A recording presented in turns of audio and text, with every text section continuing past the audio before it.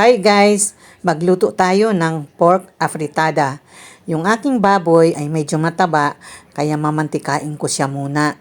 Pag naging brownish na to, iset aside po muna natin. Pagkatapos, pinirito ko na yung carrots at saka patatas at isinet aside ko rin muna. Ngayon, magigisa na ako ng bawang, ng sibuyas at ng bell pepper. Pagkatapos, medyo brownish din siya, ilagay na natin yung ating baboy. So, sangkutsahin natin ito. At pagkatapos naglagay ako ng dahon ng laurel, naglagay ako ng Knorr's chicken cube, at naglagay ako ng tubig para pakuluan natin para lumambot ang ating karne. Meron ako natirang pineapple juice kaya nilagay ko na rin.